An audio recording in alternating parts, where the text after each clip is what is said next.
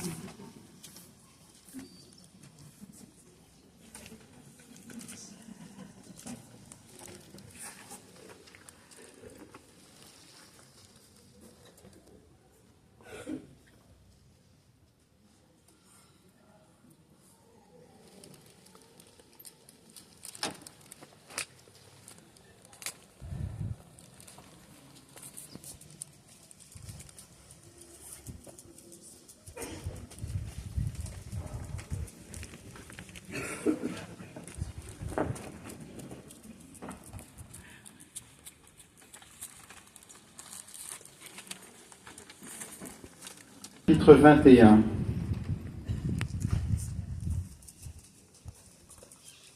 Et la ville sainte, la Jérusalem nouvelle, je l'ai vue qui descendait du ciel, d'auprès de Dieu, prête pour les noces comme une épouse parée pour son époux. Et j'entendis une voix forte qui venait du trône. Elle disait, « Voici la demeure de Dieu avec les hommes. Il demeurera avec eux, et ils seront ses peuples. Et lui-même, Dieu avec eux, sera leur Dieu. Il essuiera toutes larmes de leurs yeux, et la mort ne sera plus, il n'y aura plus ni deuil, ni cri, ni douleur. Ceux qui étaient en premier s'en est allé. Alors celui qui siégeait sur le trône déclara, « Voici que je fais toutes choses nouvelles. » Et il dit, « Écris, car ces paroles sont dignes de foi et vraies. » Puis il me dit, « C'est fait, moi, je suis l'alpha et l'oméga, le commencement et la fin. »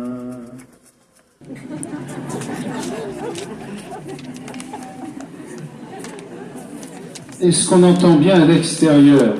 Oui. Oui? Oui. Bon. Parce que c'est très intéressant qu'une parole de l'Écriture est signifiée aujourd'hui par le fait que nous sommes groupés autour de la porte. Ce qui nous réunit, que nous nous voyons ou pas, c'est une porte.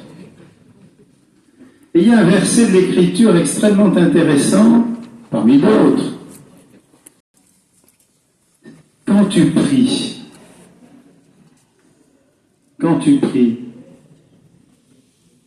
retire-toi dans l'endroit le plus personnel, dans ta chambre la plus retirée, ferme la porte, verrouille-la, pour ne rien laisser entrer d'autre que l'Esprit Saint déjà présent. Alors là, voilà, et nos sœurs visitandines qui consacrent leur vie de manière cachée, dans la prière régulière, sont là aussi pour nous signifier que célébrer Honorer le cœur du Christ, c'est retrouver la joie de la présence de Dieu en nous. Il a voulu faire en nous, en toi, en moi, sa maison. Pas de temps en temps.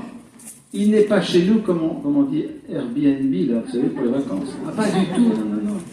En permanence. Il est tellement discret que nous, souvent, nous ne pensons pas. Et dans l'homélie de ce matin, Monseigneur Éric de Moulin-Beaufort a très bien dit, le cœur de Jésus vient à nous. Il sera invisible pour le monde la plupart du temps. Ça se jouera dans notre capacité d'accueillir Dieu dans le secret du cœur. Ferme sur toi la porte, verrouille la porte, non pas pour t'isoler, mais justement pour apprendre à aimer tes frères comme Jésus. Voilà. Alors, ce passage de l'Apocalypse, nous montre la dernière image de l'Église. Dans l'Écriture, il y a beaucoup d'images de l'Église. La dernière image, qui se trouve vers la fin des Écritures, c'est celle-ci, la ville sainte.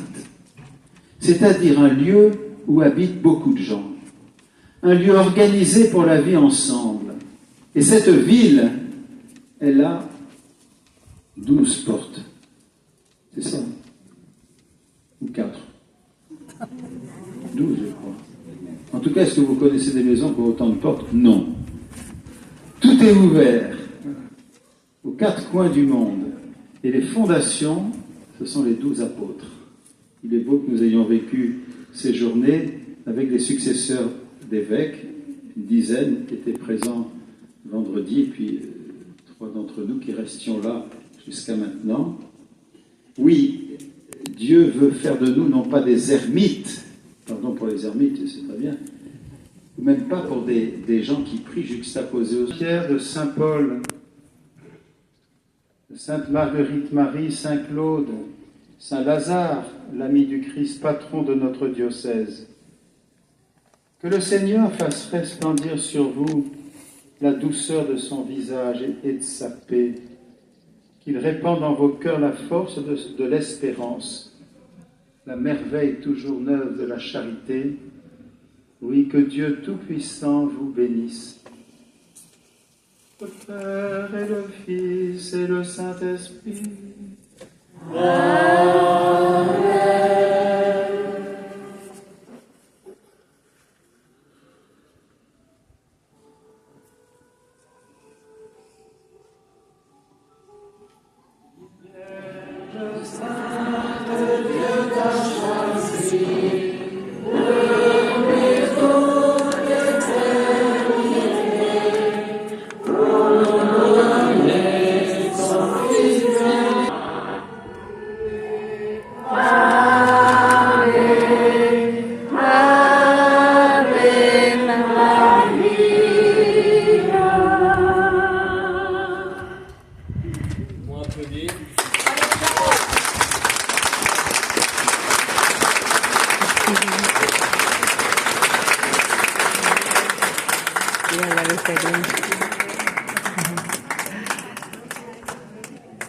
De nos rendez-vous dans 25 ans.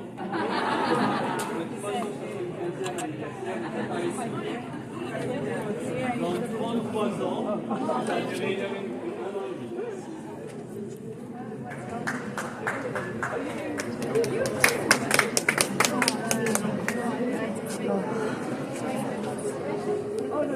Bueno, y así se cerró la puerta del jubileo. Ahora la señora, la primera en abrirla. No. Ah, no. Llegó tarde. Venía a misa y se encontró con la puerta cerrada.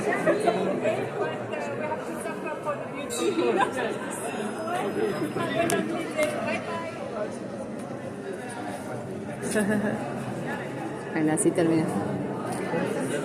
¡Feliz jubileo!